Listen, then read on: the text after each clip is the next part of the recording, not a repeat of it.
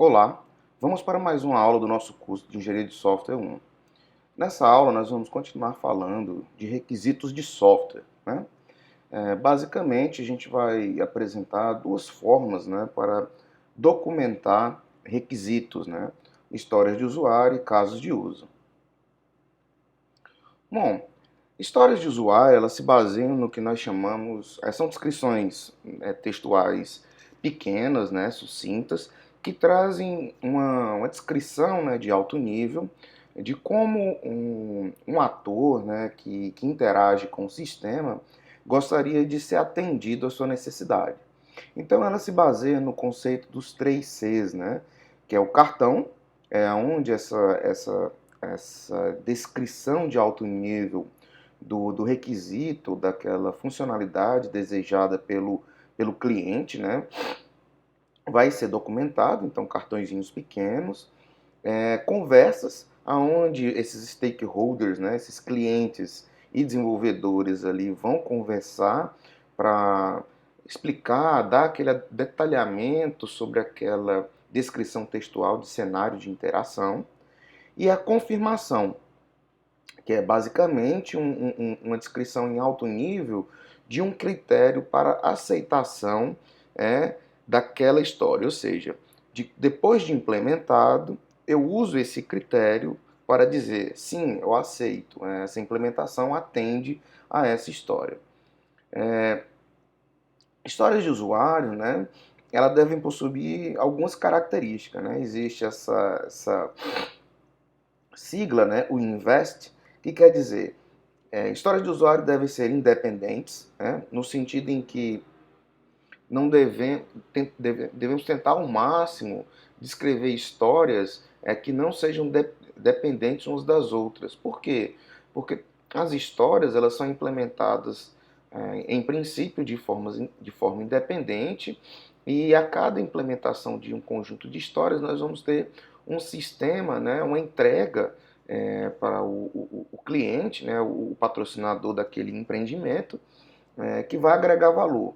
Portanto, é importante que algumas histórias possam ser entregues, né, implementadas independentemente, para que essas entregas elas possam ser factíveis, né, de tal forma que o software consiga rodar, operar, mesmo que parcialmente, com aquele conjunto de entregas que a gente pode ter ao final de aquela entrega que a gente pode ter ao final de uma sprint, por exemplo. As histórias de usuário devem ser abertas para negociação. Isso volta àquela nossa discussão da aula anterior, que requisitos, né, estão sujeitos à mudança. Né? E uma vez que eles estão sujeitos à mudança, então as histórias também estão sujeitas à negociação.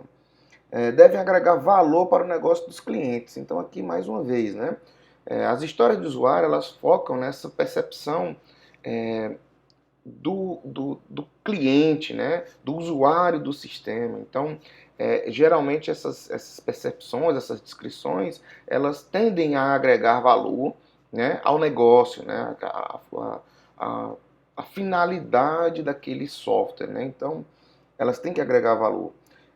Deve ser viável estimar o tamanho de uma história. Então, ela tem que ser escrita de tal forma que seja possível dizer, olha, essa história aqui ela leva 2, 3, 4 pontos de story points, né? Então eu consigo estimar, depois detalhar isso em tarefas, e estimar também a questão do tempo, né, que eu preciso para implementar aquela história. Elas devem ser sucintas, né? Existe também o conceito de épicos, né, que são histórias mais complexas e maiores, né? Mas em regra geral, as histórias devem ser sucintas. Por isso que a ideia é que seja escrita em um pequeno cartãozinho, né, num post-it. E devem ser testáveis, né? Então aí tem a relação, né, com o C lá dos três Cs, que é você ter um critério de aceitação, né? Algo que eu digo assim, alto nível, ó, se o time diz que implementou essa história, então eu consigo verificar que ela foi implementada através de um determinado teste. Quer seja um teste funcional, né, existe um teste de aceitação, então o cliente vai lá e opera o sistema e verifica que aqueles critérios que ele disse foram atendidos, ou então eu posso, se for um critério de teste mais não funcional, né? Então eu posso executar uma bateria de testes, né, não funcionais, aí um teste de desempenho, estresse, ou então mesmo uma análise de usabilidade para ver se aquele requisito, né, não funcional também está aderente, né, está sendo atendido, contemplado ao final da entrega daquela história, né, da implementação daquela história. Então aqui está mais ou menos um template, né, de como a história ela é escrita, né? Você tem um título que você dá para aquela história e tem sempre esse formato semi-estruturado de descrição dessa história. Então, como um ator, esse ator aí é o papel em que você está se pondo, interagindo com o sistema.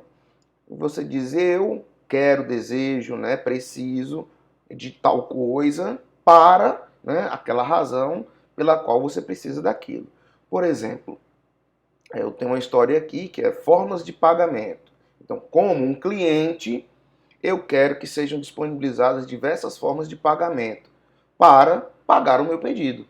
Então, aqui ele está descrevendo que no sistema de compras, né, no e-commerce, por exemplo, ele gostaria de que o usuário ali interagindo com o sistema, fazendo a sua compra, pudesse pagar com mais de uma opção.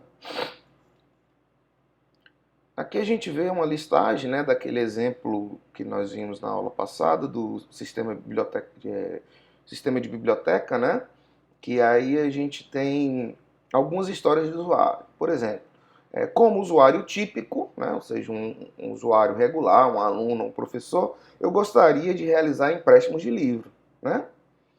Como usuário típico, eu gostaria de devolver um livro que tomei emprestado. Então aqui nós temos várias histórias. Né? Então esses aqui são exemplos simples, né, de como a gente pode ver essa descrição textual aqui desse conjunto de histórias de usuário. Aqui nós temos histórias de usuário mais para aquele ator professor, né? Então, como professor, eu gostaria de realizar empréstimos de maior duração. Como professor, eu gostaria de sugerir a compra de livros, né? Como professor, eu gostaria de devolver livros em outras bibliotecas. Aqui eu faço uma pequena atenção, né? Que esse aqui é o típico história que a gente chama de épico, né? Por que é um épico? Olha só como é ambiciosa, né, essa história. Então ela pode demandar a integração com sistemas de outras bibliotecas. Né? Ela é muito interessante porque ela pode ajudar pessoas a ficar mais cômoda a devolução de livros, porém tem que ter associada essa funcionalidade, ou integração com outros sistemas, né, de outras bibliotecas, além do que ter todo um sistema de logística depois de redistribuição desses livros, né, fazendo com que esses livros devolvidos em outras bibliotecas venham para dentro do acervo, né, da biblioteca origem. Então isso daqui do ponto de vista de implementação e operação é algo que é um épico, né? Isso não é tão trivial de fazer, né? Isso é mais complexo. Vamos pensar agora nos funcionários da biblioteca, né? Então a gente pode colocar assim, ó, como funcionário da biblioteca eu gostaria de cadastrar novos livros, né? Novos usuários, né? Cadastrar. Eu gostaria de dar baixa em livros estragados, né? E por aí vai. Então essa aqui, perceba que é uma descrição de histórias de usuário na perspectiva desse ator, né? Funcionário da biblioteca. Vamos pensar agora como é que poderiam ser alguns critérios de aceitação para algumas histórias aí, né? Vamos olhar aqui. Pesquisar por livros informando ISBN, né? Pesquisar por livros informando autor, né? Se eu fazer uma pesquisa, né? Que o critério de aceitação é esse, né? Para essa história de usuário, né? Esse aqui é um critério de aceitação para a história de usuário, pesquisar por livros, né? Então, se eu implementei, depois de um sprint, essa história foi implementada, eu estou definindo aqui alguns critérios para dizer se ela foi implementada corretamente ou não. Ou seja, é um critério que eu dou para ser atendido, né, e que satisfaz a implementação dessa história. Então, aqui eu estou dizendo é que essa história de pesquisar por livros, ela estará validada se, quando eu fizer uma pesquisa por livro informando ISBN, então posso informar o ISBN e vou ter a resposta. Pesquisar por livros informando o autor. Uma vez que eu informar o autor, tem que retornar a livros cujo autor contém a string de busca, né? Ou seja, com aquele nome lá que casa com os autores, é para voltar à lista de livros cujos autores casa com aquele nome que eu mandei buscar. Pesquisa por livros informando o título. Então também dou um título lá, um pedaço de string de busca, e todos os títulos de livros que casarem com aquela string é para aparecer. Pesquisa por livros cadastrados na biblioteca desde uma data. Então eu posso fazer um cadastro considerando uma data inicial, né, e uma data final, que é a data corrente, né? Então eu posso fazer uma busca e ele vai me listar todos os livros que estão presentes, né, na biblioteca daquela data a outra, né? Então, esse aqui é um critério, um típico critério de aceitação, né, para uma história de usuário. Existem outras abordagens, né, também que têm ganhado muito espaço, é o que eles chamam de BDD, que é Behavior Driven Development. Então a ideia é que você descreva, né, como se fosse uma história aqui mais de alto nível, né? Então você descreve isso e existem ferramentas automatizadas que pegam essa descrição daquele critério, né, de aceitação e também critérios é, de cenário de execução daquele teste e consegue de alguma forma mapear isso para um teste automatizado lá em baixo nível, né? Essa ferramenta que vocês estão vendo no site aqui é o JBehave, né? É uma ferramenta dessas que é feita para Java, né? Para programas que são desenvolvidos em Java, onde você consegue escrever essa história em alto nível, você consegue fazer uns mapeamentos intermediários e isso acaba sendo implementado como um teste automatizado, né? Que você pode rodar através de ferramentas de automação como o Ant e o Maven, né, dentro da sua IDE de predileção, quer seja o Eclipse, o IntelliJ IDEA, e o teste, né, esse script de teste é implementado usando a framework JUnit, né. Existem algumas perguntas que geralmente que fazem, né, a respeito das histórias de usuário, né. Por exemplo, como especificar requisitos não funcionais usando história de usuário. Na verdade, os product owners, né, ou os clientes, né, ali que estão escrevendo as histórias, né, esses stakeholders aí que estão escrevendo as histórias de usuário, eles podem até escrever uma história de usuário dizendo como do tipo, né, o tempo de resposta máximo do sistema deve ser de 1 segundo, né? Então você pode tentar escrever uma história de usuário desse formato, né? Porém, quando você fala de requisito não funcional, tipicamente ele atravessa todas as histórias, né? Ele deve ser, por exemplo, eu dei esse exemplo de performance, né? De desempenho, mas o desempenho de um sistema, ele tem que ser perceptível no sistema como um todo, não apenas numa história. Portanto, esse requisito não pode ser vendido como uma história.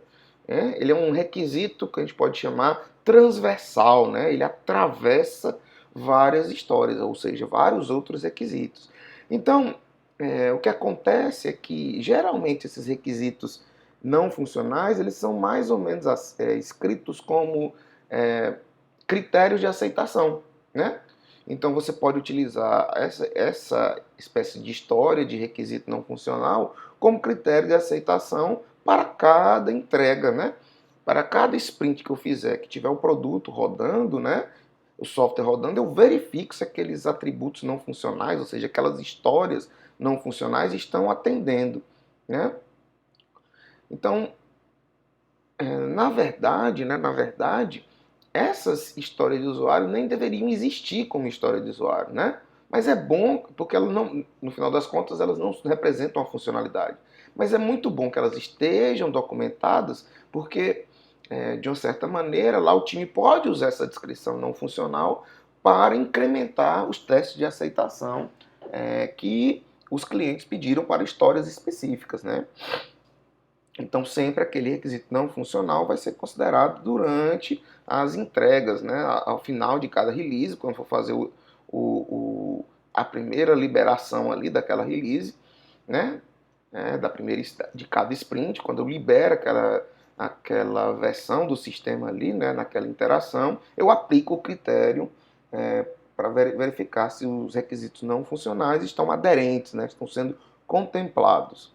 Uma outra coisa que se pergunta é possível criar histórias para estudo de uma nova tecnologia? A resposta primeira é não. Né? Não devemos criar uma história para estudo de tecnologia. Entretanto, nós sabemos que às vezes é necessário fazer um estudo da tecnologia e esse tempo, né, que vai ser necessário para estudar, ela vai ter um impacto, obviamente, naquela sprint onde aquela história de usuário que requer o estudo de uma tecnologia, né, a implementação daquele requisito, vai requerer que essa atividade seja feita.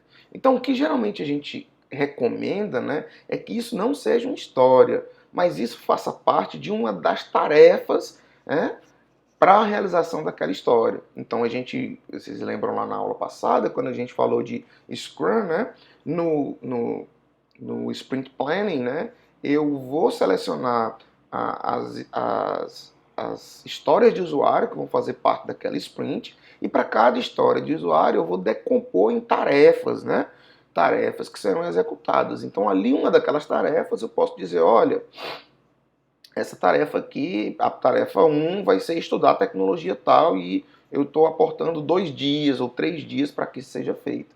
Então, essa tarefa, né, ela vai ser computada no escopo daquela história, mas ela por si só não é uma história. Por quê? Porque estudar uma tecnologia não agrega, a priori, valor ao negócio lá do patrocinador do software, né? Mas, obviamente, vai ser necessário para a implementação daquele requisito descrito como história de usuário. Tudo bem? Então, vamos agora falar um pouco de outra técnica, né, para especificação de requisitos, né, para documentação de requisitos, que são os casos de uso. Nós já falamos um pouquinho sobre os casos de uso lá quando estávamos falando de processo de desenvolvimento, quando mencionamos o RUP, né, o processo unificado, né, da IBM. Então, esse processo unificado, ele apresenta como forma de documentação os casos de uso. Os casos de uso eles podem ser textuais e também gráficos, né? A gente já viu também exemplos lá.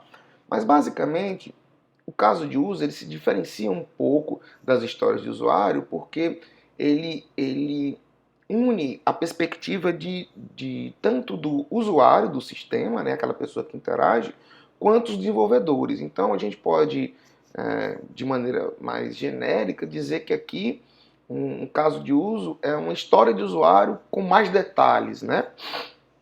Com mais detalhes, inclusive de como a implementação vai ser feita. Então tem uma sequência de passos que descreve mais ou menos os fluxos, né? O fluxo normal que nós chamamos, né? O fluxo alternativo pelos desvios, que caso aconteçam algumas condições, e o fluxo de exceção, né, que é aquele fluxo quando você encontra um caso de excepcionalidade, ou então que tem alguma falha, né, você detecta alguma situação anormal e o sistema precisa desviar aquele fluxo e pode ser que ele não consiga prestar o serviço, né, entregar aquele serviço da melhor maneira possível. Né? E aí nós temos os atores, que são aquelas pessoas que interagem com aquele requisito, né, com aquele caso de uso, quais são os atores envolvidos e os fluxos. Né? Então essa é o grande jeitão dos casos de uso. Então aqui nós temos um exemplo, né, que é de um caso de uso na descrição textual, né, que transferir valores entre contas. Né? Eu tenho um ator aqui que é o cliente, né, nós estamos pensando aqui agora num sistema bancário. Né? Então nós temos esse ator, né, que é o cliente do banco, e tem um fluxo normal. Você tem esse primeiro aqui acabou que não está aparecendo, mas o usuário, né, faz a autenticação, o cliente informa a agência e conta de destino da transferência, né? No passo 3, o cliente informa o valor que deseja transferir. No passo 4, o cliente informa a data em que pretende realizar a operação. O sistema efetua a transferência e o sistema pergunta se o cliente deseja realizar uma nova transferência, né?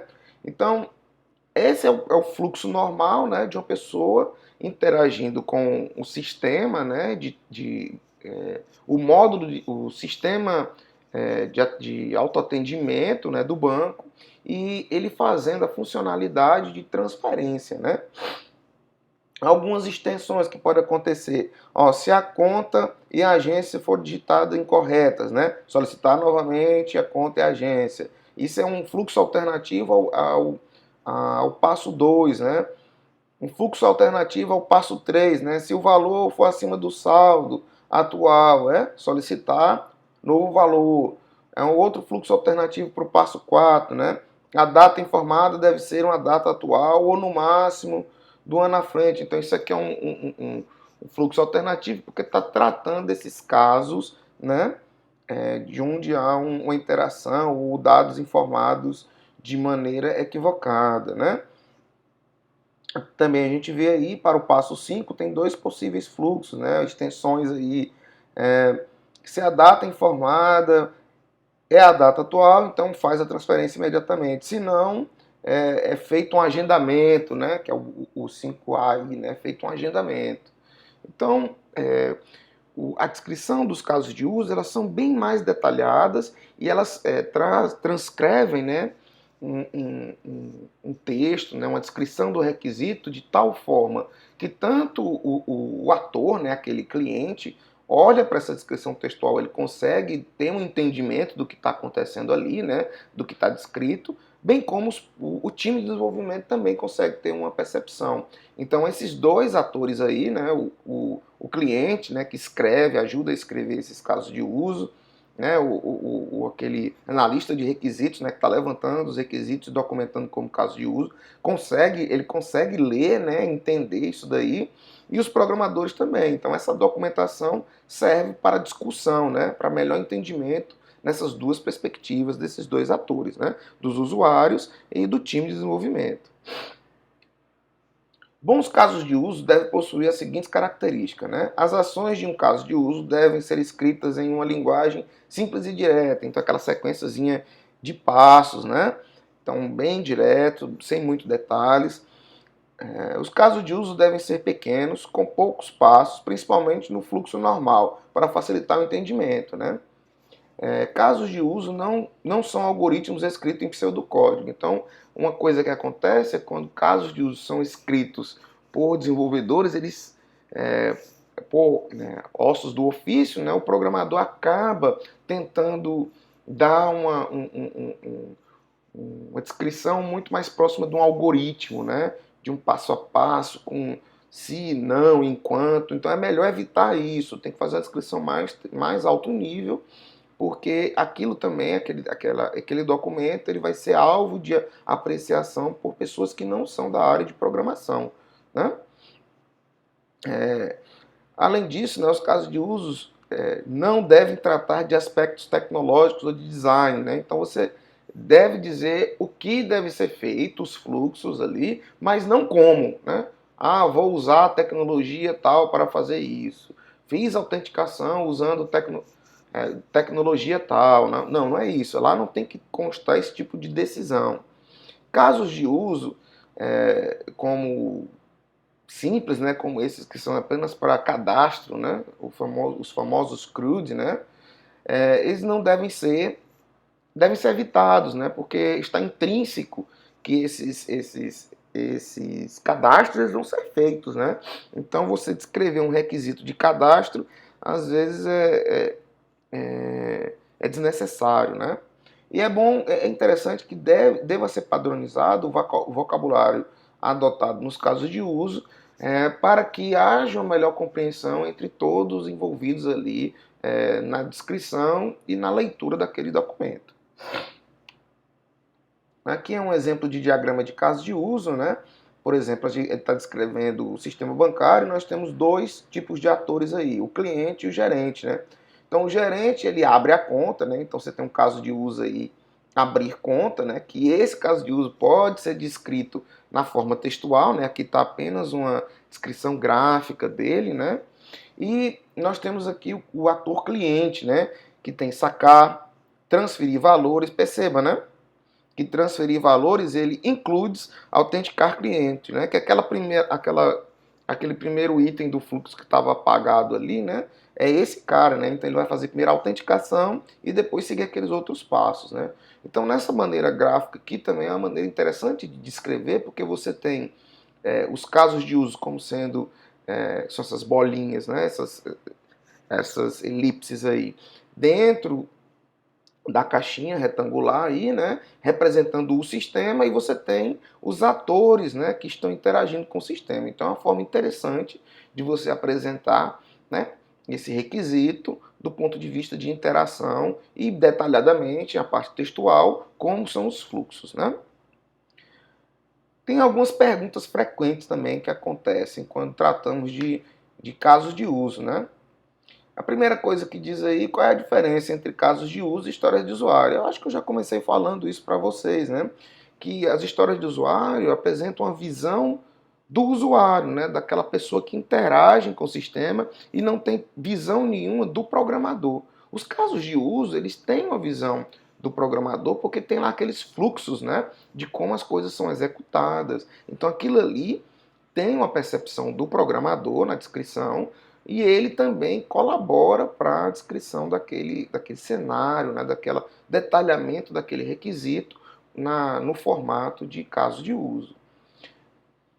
Qual a origem da técnica de caso de uso? Né? Então essa origem da técnica ela veio junto com o processo unificado, né, do RUP. Então isso aí surgiu na década de 80, né, o criador, né, foi o Ivar Jacobson, né, que é um dos caras que é um dos pais da UML, né, que é a linguagem de modelagem unificada, né, que nós vamos mais à frente nessa disciplina, né, nós vamos dar uma olhada, um overview de como a UML funciona, os diagramas, né, rapidamente, para que vocês entendam como é possível fazer modelagem de software, né. E nessa perspectiva, esse diagrama, né, de caso de uso foi incorporado dentro do processo unificado e é utilizado dentro desse processo de desenvolvimento do RUP, né, do processo de desenvolvimento unificado, para facilitar a comunicação, para descrever e documentar requisitos, claro, mas para facilitar a comunicação entre os dois stakeholders, né, os clientes e o time de desenvolvimento. Aqui eu estou recomendando para vocês o material obrigatório de leitura, né, que são as seções 3.3 e 3.4 do livro texto Engenharia de Software Moderna, e os exercícios de fixação estão descritos aqui, né, que podem ser encontrados também lá no capítulo 3, ok? Então por hoje a gente fica por aqui e até a próxima.